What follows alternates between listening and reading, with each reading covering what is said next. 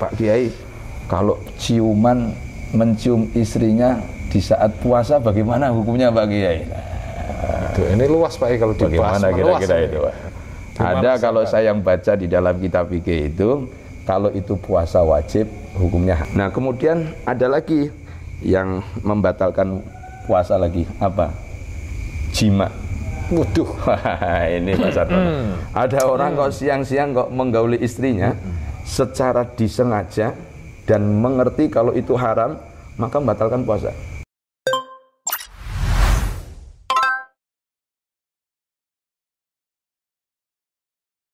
Assalamualaikum warahmatullahi wabarakatuh. Waalaikumsalam warahmatullahi Jumpa lagi wabarakatuh. dengan Sartono MM, tetap di podcast Ansor Kota Santri. Sahabat Ansor Kota Santri, masih melanjutkan podcast yang kemarin Pak Yai. Kita sambung lagi biar kupas tuntas. Masih sehat dan masih Alhamdulillah sehat Pak Sartono. masih siap Pak Yai. Nah niki Pak Yai, untuk melanjutkan dan banyak pertanyaan dari sahabat-sahabat Ansor Kota Santri di Kabupaten Pekalongan maupun di sekitarnya. Ini sangat menarik sekali Pak Yai, sehingga menyambung yang kemarin, bagaimana kelanjutan materi kemarin terkait dengan hal-hal yang membatalkan puasa. Masih dilanjutkan Pak Yai kira-kira? Boleh Pak Sartono. Cuman sebelumnya saya mau tanya, kira-kira materi yang kemarin masih ingat nggak Pak Sartono? Masih. Kalau lupa nggak apa-apa Pak. Iya. Yang penting lupa boleh. Bodoh jangan. Iya, siap ya. Baik Pak Sartono. Alhamdulillah. Assalamualaikum warahmatullahi wabarakatuh. Waalaikumsalam. Bismillah, alhamdulillah, wassalatu wassalamu ala rasulillah Sayyidina Muhammad ibn Abdillah wa ala alihi wa ashabihi wa man walah, la hawla wa la quwata illa billah, amma ba'du. Untuk melanjutkan materi yang kemarin sampai apa ya Pak Sartono ya? Ini terkait dengan yang membatalkan puasa. Baik. Seingat saya kemarin hal-hal yang diantara yang membatalkan puasa baru kita singgung hanya baru satu masalah Pak Sartono, Ya, siap. yaitu terkait isolu ainin minal jawfi ilal min manafidil al maftuh ilal jawf, yaitu masuknya suatu benda ke dalam rongga tubuh melalui lubang-lubang anggota tubuh.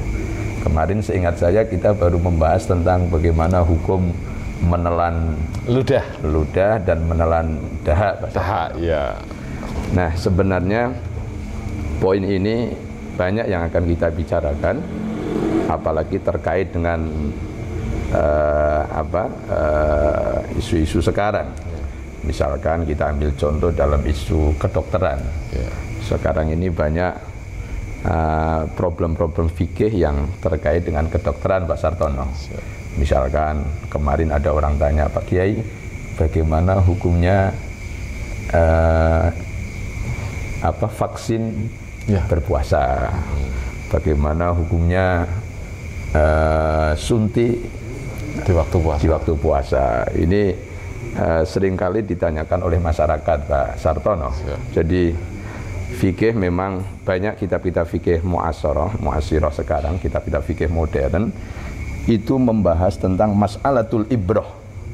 Mas'alatul ibrah itu masalah tentang injeksi Pak Sartono. Kayak motor, injeksi kayak motor, ya. Injeksi. Jadi injeksi itu bagaimana kita memasukkan sesuatu ke dalam tubuh kita melalui jarum suntik. Nah, ini memang menjadi satu perdebatan ulama. Ada sebagian ulama yang tidak mengatakan bahwa itu membatalkan secara mutlak. Ada pendapat lain mengatakan itu tidak membatalkan secara mutlak. Tetapi di beberapa literatur yang pernah saya baca, diantaranya adalah di dalam kitab At-Taqrirat As-Sadidah karya guru saya Habib Hasan Al-Kaf dari Madinah, itu mengatakan bahwa pendapat yang paling sahih itu dirinci. Jadi bisa dilihat injeksi dalam bentuk apa. Jadi ada dua bentuk injeksi ini. Ada injeksi suntik biasa, yaitu masukkan obat melalui melalui urat saraf ya, yaitu isinya obat. Ada injeksi yang berbentuk nutrisi, yaitu infus, asupan. Ya, asupan. Sehingga yang saya baca di dalam literatur kitab itu, kalau injeksi itu berupa obat, maka itu tidak apa-apa. Jadi misalkan Pak Sartono sakit, pergi ke dokter dalam kondisi puasa, kemudian suntik obat, nah itu tidak membatalkan puasa. Tapi kalau diimpus, pakai impus itu sebagian ulama mengatakan bahwa itu membatalkan puasa. Memang meskipun kayak seperti ulama modern sekarang ada namanya Yusuf Al-Qaradawi, meskipun beliau mengatakan tidak membatalkan puasa, tapi betul-betul meng-warning kita agar supaya hati-hati. Karena orang biasanya kalau diimpus, yang tadinya haus tidak haus, yang tadinya lapar tidak lapar. Kalau itu kita hukumi tidak membatalkan puasa, nanti orang puasa sambil impus ya. Sehingga ruh puasanya tidak ada. Makanya banyak ulama yang mengatakan kalau itu berupa infus maka membatalkan puasa. Ya, tapi kalau bentuk yang disuntikkan itu obat, maka tidak apa-apa. Begitu juga dengan vaksin. Misalkan Pak Sartono besok mau booster, sebagian ulama mengatakan ya tidak apa-apa, karena itu tidak melalui lubang yang alamiah. Seperti saya katakan kemarin bahwa itu melalui lubang-lubang tubuh yang terbuka, manfadin maktuh yang terbuka secara alamiah, seperti mulut, terus apa lagi, telinga, hidung, terus yang bawah dicari sendirilah Pak Sartono yang bawah-bawah itu. Nah, kalau mata bagaimana? Mata ini menurut ulama tidak masuk kategori lubang yang memiliki potensi membatalkan puasa, meskipun kadang-kadang pakai tetes mata, kemudian tenggorokan agak terasa kan begitu. Tapi kata ulama itu nggak apa-apa ya. Jadi problem-problem kedokteran ini sekarang banyak Pak. Misalkan misalkan pakai asma spray. Orang yang penyakit asma kadang-kadang suka pakai asma spray. Itu kalau itu membatalkan itu. Tapi kalau hanya sekedar ada inhaler. Yang hanya dihirup. Nah, dihirup itu nggak apa-apa, karena itu sama seperti angin biasa. Sama seperti orang misalkan sedang puasa di oksigen. Itu juga tidak apa-apa, karena oleh ulama itu tidak dianggap sebagai ain, tidak dianggap sebagai benda, seperti udara biasa kita menghirup itu Pak. Jadi ini diantara problem dari sisi medis yang sering kita jumpai. Nah, kemudian yang sering lagi biasanya orang suka mandi.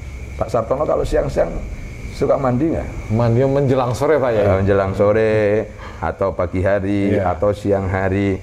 Kalau misalkan ada orang mandi kemudian kemasukan air, bagaimana? Kira-kira itu membatalkan apa tidak kira-kira?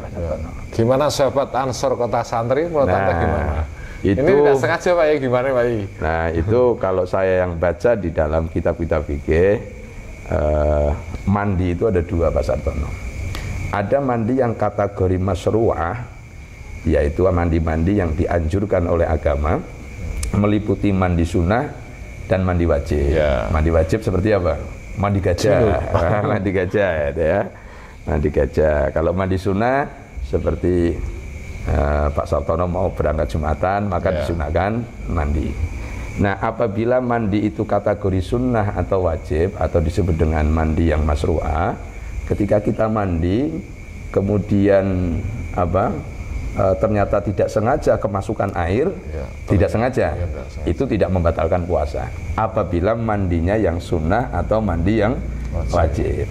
Kecuali kata ulama mandinya sambil menyelam. Deburan misalkan ya di sungai atau di kolam renang, meskipun itu tidak sengaja, kalau kemasukan itu bisa membatalkan puasa.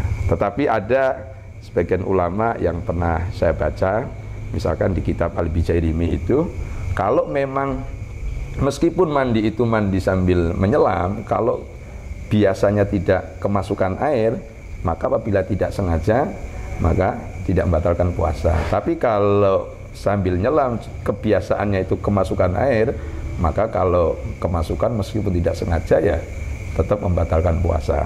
Itu apabila mandinya mandi sunnah atau mandi wajib.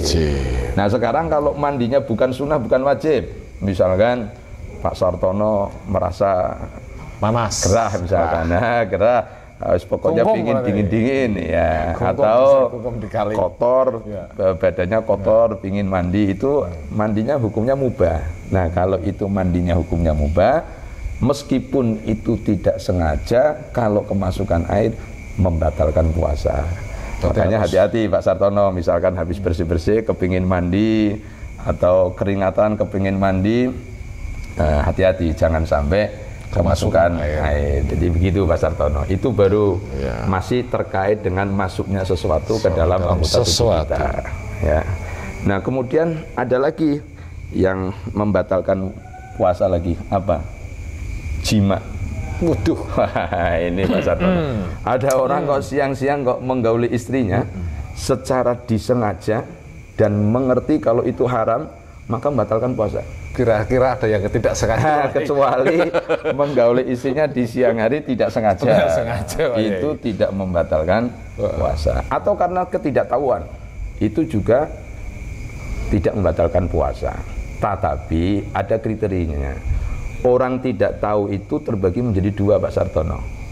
Atau dalam bahasa fikih namanya jahil. Jahil itu orang yang tidak tahu. Jahil itu ada yang ma'dzur, ada yang ghairu ma'dzur. Jahil ma'dzur itu jahil yang di Sapuro, di Ngapuro, masih ditoleransi. Artinya kalau seandainya melakukan sesuatu karena jahil ma'dzur, maka tidak apa-apa. Nah jahil ma'dzur itu batasnya bagaimana? Satu, orang yang baru masuk Islam. Kalau dia tidak tahu, maka diampuni. Nah, kira-kira kalau yang jahil itu Pak Sartono, masuk Islam sudah berapa tahun kira-kira? Waduh.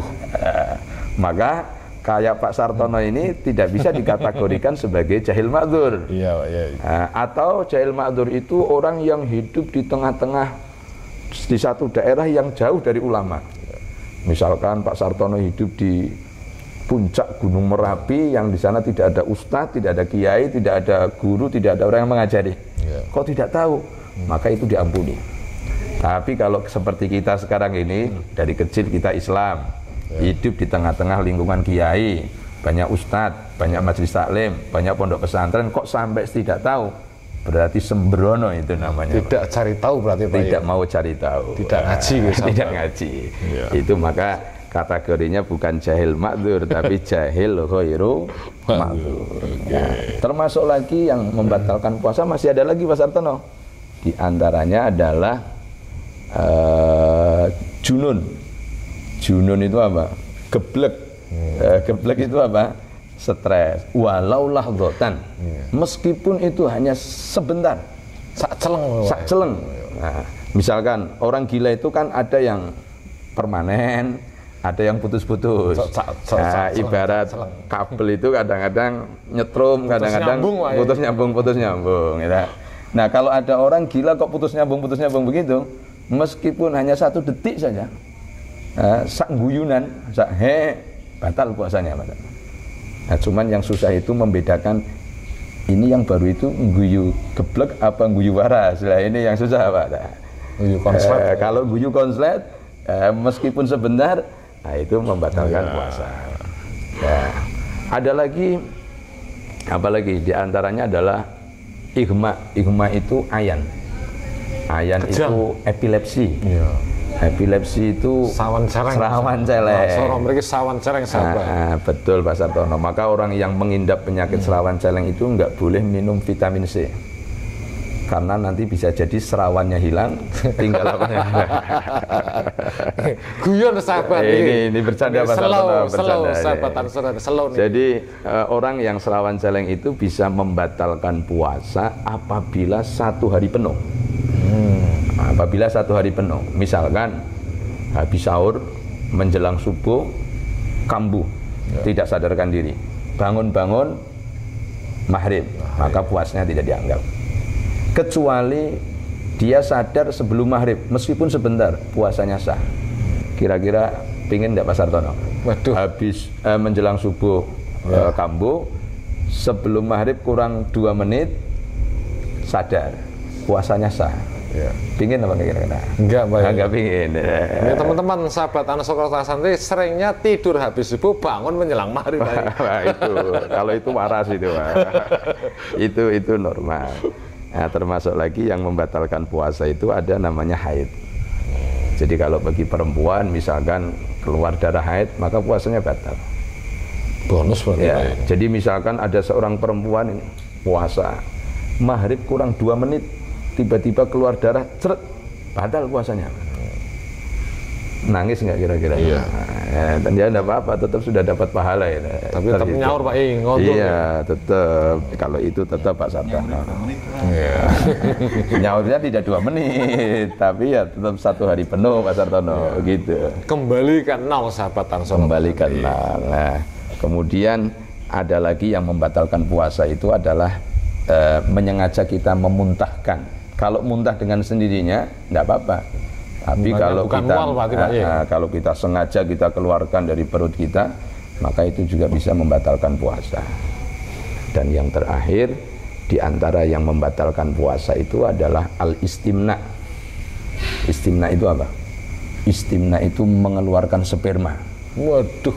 Wah, itu bisa membatalkan puasa. Ini keluar sendiri atau dikeluarkan? Nah itu ada usaha mengeluarkan sperma dengan cara apapun. Dengan baik itu dengan onani, dengan tangan, dengan apa saja. Kalau siang hari masih puasa kok sengaja mengeluarkan air sperma, maka itu bisa membatalkan puasa. Termasuk misalkan bersentuhan dengan istrinya tanpa ada penghalang. Nah, bersentuhan dengan kulit istrinya tanpa ada penghalang, kemudian langsung keluar spermanya, itu juga membatalkan puasa. Kecuali ada penghalang. Kalau ada penghalang maka itu tidak membatalkan puasa. Atau tidak secara langsung keluar sperma tapi tidak secara langsung. Contohnya apa? Dengan membayangkan atau melihat, dengan menghayal tiba-tiba keluar spermanya, itu juga tidak membatalkan puasa. Nah, begitu Pak Sartono. Kalau mimpi basah pripun niku Pak Yai? Siang-siang mimpi basah nggak apa-apa, karena tanpa itu tidak ada sengaja mengeluarkan air sperma. Bonus sih. Makanya ya seperti saya sampaikan kemarin, harus jaga jarak. Jaga jarak. Nah, ada orang Pak Kiai kalau mencium istrinya di saat puasa, bagaimana hukumnya Pak Kiai? Ini luas Pak Kiai kalau dibahas. Bagaimana kira-kira itu? Ada kalau saya yang baca di dalam kitab fikih itu, kalau itu puasa wajib, hukumnya haram. Jadi nggak boleh mencium istrinya kalau sampai syahwat. Kalau sampai syahwat itu nggak boleh di saat kita berpuasa wajib. Nah, kalau puasa sunnah ya nggak apa-apa. Nah, tetapi kalau tidak syahwat, hanya sekedar mencium tapi tidak syahwat, itu hukumnya khilaful aula. Khilaful aula itu ya sebaiknya ditinggalkan. Nah, begitu Pak Sartono, kira-kira di antara hal-hal yang membatalkan puasa kita. Pertanyaannya, di bulan puasa ngapain nyium istri Pak Yai? Nah itu mau pergi jauh mungkin Pak Yai? Ya mungkin saja Pak Sartono. Bisa jadi. Oke. Iya. Oke sahabat Ansor Kota Santri dimanapun Anda berada, kita nyambung lagi. Ini kupas tuntas tentang hal yang membatalkan puasa. Ini baru kupas tuntas sampai selesai. Nanti jangan lupa komen di bawah supaya nyambung lagi ya. Terus gini Pak Yai, bagaimana konsekuensinya bagi orang yang meninggalkan puasa? Tadi kan sudah yang membatalkan. Risiko atau apa yang harus dilakukan? Ini sudah jam berapa kira-kira Pak Sartono? Oke, masih sore Pak Yai. Jangan lama-lama ya Pak Sartono. 10 menit saja ya kira-kira. Baik. Jadi kalau ada orang meninggalkan puasa, itu konsekuensinya macam-macam Mas Sartono. Di antaranya yang pertama adalah kategori pertama ini. Ada kategori pertama, dia wajib mengqadha puasanya dan juga wajib membayar fidyah. Ini kategori pertama. Siapa mereka yang meninggalkan puasa, konsekuensinya membayar fidyah dan mengqadha puasanya? Yang pertama adalah orang yang meninggalkan puasa karena mengkhawatirkan orang lain. Contoh misalkan bagi wanita hamil atau wanita yang sedang menyusui. Misalkan Pak Sartono sedang hamil. Maksudnya istrinya. Istrinya Pak Sartono hamil. Kemudian dia tidak berpuasa. Karena dia khawatir nanti kalau saya puasa bisa jadi bayi yang ada di dalam janin kuntiten. Kuntiten apa kuntiten bahasa Indonesianya itu? Kuntiten mana? Bu apa nih? Lah kurang asupan. Nah, pokoknya kurang asupan. Kucitan. Terus kemudian dia tidak berpuasa. Jadi tidak berpuasanya karena mengkhawatirkan bayi yang ada di dalam kandungannya. Maka kalau kewajiban dia nanti setelah melahirkan, dia wajib mengqadha dan juga wajib membayar fidyah. Begitu juga bagi wanita yang sedang menyusui. Kalau misalkan ada wanita yang sedang menyusui, dia meninggalkan puasa karena khawatir dengan bayinya, bukan mengkhawatirkan dirinya sendiri, tapi khawatir dengan bayinya, maka dia wajib mengqadha dan juga wajib membayar fidyah.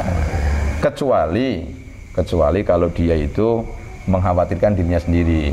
Saya tidak mau puasa dulu, khawatir saya tidak punya energi nanti beresiko misalkan. Tidak mengkhawatirkan bayinya tapi mengkhawatirkan dirinya sendiri. Maka kalau mengkhawatirkan dirinya sendiri hanya berkewajiban mengqadha, tidak berkewajiban membayar fidyah. Termasuk mengkhawatirkan dua-duanya, mengkhawatirkan dirinya sendiri juga mengkhawatirkan bayi yang ada di dalam kandungannya. Itu juga hanya kewajiban mengqadha tapi tidak berkewajiban membayar fidyah. Kira-kira itu Pak Sartono. Dan yang kedua, ada orang hanya wajib membayar fidyah tapi tidak wajib qadha. Wajibnya hanya membayar fidyah tapi tidak wajib mengqadha. Siapa? Mereka orang-orang yang sudah tidak mampu secara fisik, seperti orang tua. Orang tua yang sudah tua renta, dia kalau untuk berpuasa dia sudah tidak mampu, maka dia wajib membayar, hanya wajib membayar fidyah dan tetapi tidak wajib mengqadha. Orang tua renta atau orang yang sakit tapi sudah tidak diharapkan lagi kesembuhannya, itu juga hanya berkewajiban membayar fidyah tapi tidak wajib mengqadha. Kalau yang tadi apa? Wajib mengqadha dan wajib membayar fidyah. Itu adalah orang yang tidak berpuasa apabila mengkhawatirkan orang lain. Atau ada lagi, siapa? Orang yang telat mengqadha hutang puasanya. Misalkan Pak Sartono Ramadan kemarin meninggalkan puasa 2 hari. Kemudian setelah Lebaran belum sempat mengqadha, sudah masuk bulan puasa lagi. Maka dia tetap kewajiban mengqadha dan tetap berkewajiban membayar fidyah apabila tidak ada udzur. Kecuali ada udzur, dia karena bepergian selama 1 tahun itu hidupnya di jalan seperti sopir misalkan, atau karena sakit, atau karena lupa dan sebagainya, itu karena ada udzur. Maka kalau ada udzur ya hanya berkewajiban mengqadha puasanya. Dan yang terakhir diantaranya adalah tidak wajib mengqadha, tidak wajib membayar fidyah. Enak nggak kira-kira Pak Sartono? Jadi dia meninggalkan puasa tapi tidak berkewajiban membayar fidyah dan tidak wajib mengqadha puasanya. Pingin apa ora? Siapakah itu Pak ya? Siapakah itu? Orang gila Pak Sartono. Kalau kepingin ya jadilah orang gila. Aduh. Nah, kira-kira gimana kira-kira Pak Sartono? Mau ini, jadi orang gila? Ini gila-gilaan ini Pak ya. Nah, itu Pak Sartono. Nah, ada lagi yang perlu kita pahami Pak Sartono. Jadi orang kalau meninggalkan puasa itu, di samping dia wajib mengqadha puasa, tapi dia juga berkewajiban juga menahan diri sebagaimana orang puasa. Contoh misalkan, bagi orang yang sengaja membatalkan puasanya tanpa ada udzur, misalkan ada orang tanpa ada udzur jam 8 minum air misalkan, berarti mulai jam 8 itu sampai maghrib dia tidak boleh, dia harus menahan diri, tidak boleh makan, tidak boleh minum sampai maghrib. Dan nanti setelah Lebaran dia juga wajib mengqadha. Dihitung, Pak. Iya. Jadi bukan berarti kalau saya sudah batal seenaknya, wis kadung kelewat batal, saya mau makan, saya mau minum, saya mau merokok, saya mau ini, mau nggak boleh. Jadi meskipun sudah batal, harus dia wajib menahan diri, tidak boleh makan, tidak boleh minum sampai maghrib. Rugi banget, Pak. Rugi, ya. Begitu juga misalkan orang yang lupa, dia tidak niat di malam hari. Misalkan ada orang lupa, malamnya tidak nawaitu shaumahudin, tidak niat di malam hari. Ingat-ingat sudah subuh, aduh saya tadi malam tidak niat. Maka bagaimana? Dia nanti wajib qadha setelah lebaran. Dan wajib waktu itu juga menahan diri dari subuh sampai maghrib, tidak boleh makan, tidak boleh minum sebagaimana orang yang berpuasa. Tetapi tidak dianggap sebagai orang berpuasa. Itu di samping itu wajib, Pak Zatono. Atau misalkan contoh lagi, ada orang mau sahur nih, makan sahur. Dikira masih belum subuh. Dikira masih belum subuh. Ternyata setelah makan, ternyata subuh sudah lewat. Kelayah berarti. Nggak tahu waktu dia. Nggak ada waktu kalau ternyata itu sudah masuk waktu subuh. Maka orang itu wajib menahan diri sampai maghrib, dan nanti setelah lebaran dia harus mengqadha. Bukan berarti saya sudah kadung makan sahur, puasanya sudah dianggap, saya mau makan nggak boleh, harus menahan diri. Begitu juga sebaliknya, kalau ada orang misalkan baru jam 4 sudah mengira itu sudah masuk waktu maghrib, dia makan saja, ternyata kok belum maghrib, maka dia harus menahan dari waktu makan itu sampai maghrib, dan nanti habis lebaran dia wajib mengqadha puasanya. Begitu Pak Sartono kira-kira. Jadi beberapa hal yang konsekuensi dari orang-orang yang meninggalkan puasa. Kira-kira cukup ya Pak Sartono ya? Siapa ya? Waktunya sudah berapa menit? Lebih dari 10 menit kira-kira Pak Sartono? 22 menit. Nah, nanti kita bisa lanjut lain waktu lah. Kita masih punya pembahasan tentang sunnah puasa, makruh dalam berpuasa. Nah, tadi kita sudah cukup dengan apa tadi? Menyelesaikan hal-hal yang membatalkan puasa dan konsekuensinya bagi orang yang tidak berpuasa. Baik sahabat Ansor Kota Santri dimanapun Anda berada, untuk pertemuan kali ini mungkin kita cukupkan dulu, dan panteng terus di channel Ansor Kota Santri. Ketemu lagi di channel yang sama, dan terima kasih. Saya Sartono MM bersama Dr. Kiai Haji Sabillah Rosyad MSI akan terus manteng selama bulan puasa, membahas kupas tuntas tentang puasa. Terima kasih. Matur nuwun Pak Yai atas keterangan-keterangannya, kupas tuntasnya. Wassalamualaikum warahmatullahi wabarakatuh. Waalaikumsalam warahmatullahi wabarakatuh.